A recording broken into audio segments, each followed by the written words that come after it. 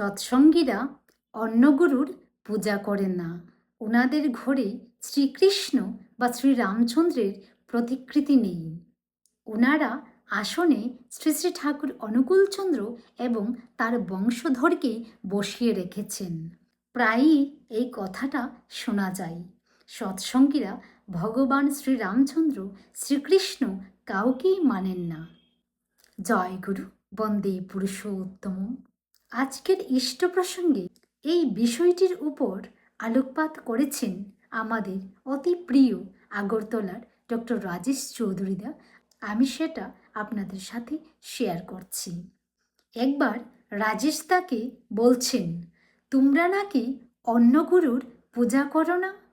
একজন পরিচিত ভদ্রলোক কথায় কথায় জিজ্ঞেস করলেন, তোমরা নাকি তোমাদের গুরুদেব ছাড়া অন্য কাউকে পূজা করো না? তা কি ঠিক? সৎসঙ্গীদের সম্পর্কে এই ভুল ধারণা অনেক অনেক অদীক্ষিত মানুষদের মনেই ঢোকানো হয়েছে।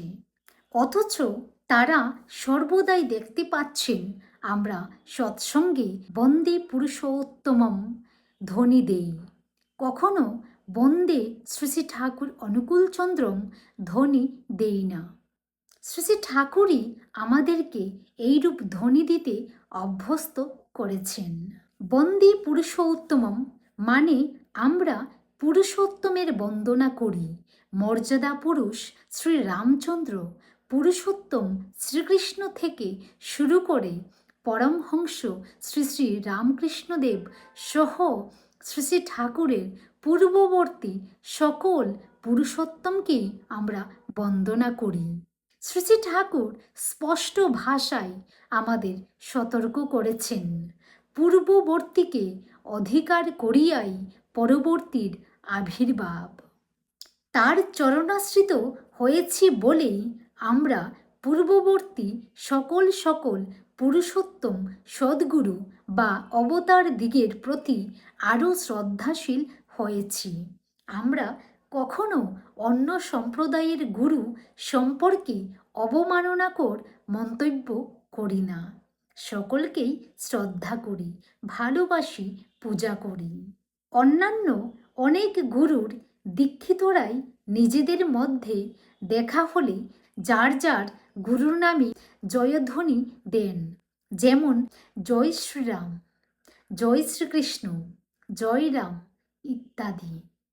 আমরা কিন্তু কখনোই জয় শ্রী অনুকূলচন্দ্র বলি না, বরং আমরা বলি জয় গুরু, অর্থাৎ তোমার গুরুর জয় হোক, আমার গুরুরও জয় হোক।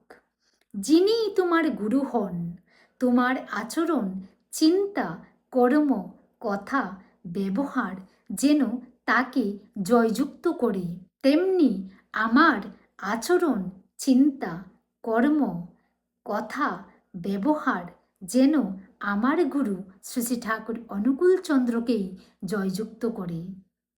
তাই এই জয়গুরু সম্ভাষণ সকল সম্প্রদায়ের সকল মানুষের ক্ষেত্রে ব্যবহারযোগ্য।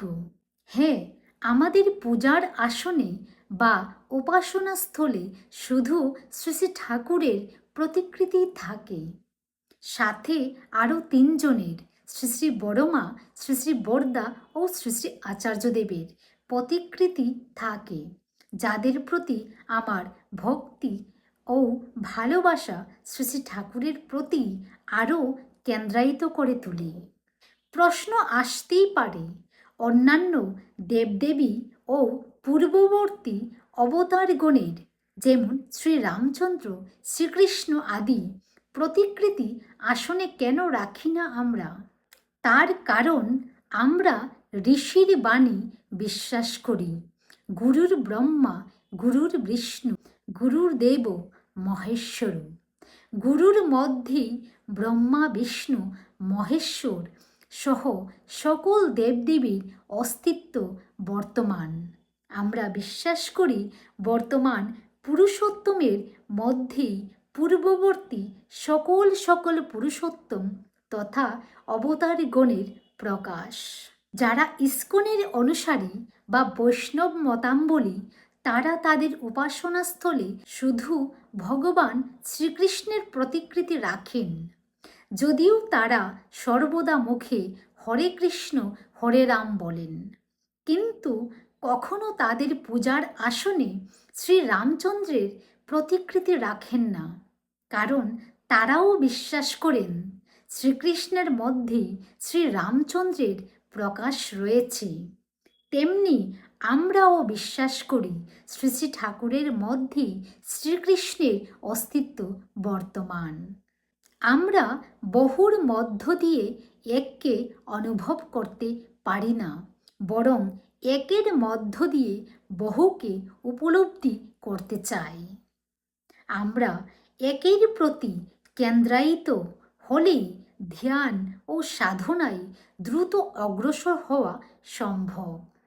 সূর্যের আলো আতশ কাছের মধ্য দিয়ে কাগজে একটি বিন্দুতে কেন্দ্রায়িত হলে আগুন ধরে যায়, কিন্তু স্বাভাবিকভাবে বিক্ষিপ্ত অবস্থায় সূর্যের আলোতে আগুন ধরে না। তেমনি গুরুতে কেন্দ্রায়িত হয়ে ধ্যান করলেই সাধনায় উপলব্ধি সম্ভব। বহুতে বিক্ষিপ্ত মন নিয়ে যতই কাশি ঘণ্টা বাজাই না কেন, আধ্যাত্মিক উপলব্ধি হয় না। আমরা দুর্গাপূজায় অঞ্জলি দেই, সরস্বতী পূজা, লক্ষ্মী পূজা, সকল পূজাই বছরের নির্দিষ্ট দিনগুলোতে করে থাকি। শ্রী শ্রী ঠাকুর বলেন, আমাদের সকল ব্রত ও নিয়মগুলো যেন আমরা ত্যাগ না করি, বরং সেগুলোর কার্যকারণ জেনে যথাযথভাবে যেন পালন করি। সব কিছুই আমরা করি, কিন্তু গুরুকে মুখ্য করে। যাদের জীবনে গুরু মুখ্য নয়, তারা অবশ্য এত সব কথা বুঝবে না। তারা তর্ক করতেই থাকবে, প্রশ্ন করতে করতেই তাদের জীবন কাটবে। জয় গুরু। সবাই খুব ভালো থাকেন এ প্রার্থনা করি পরমপিতা রাতুল শ্রীচরণে।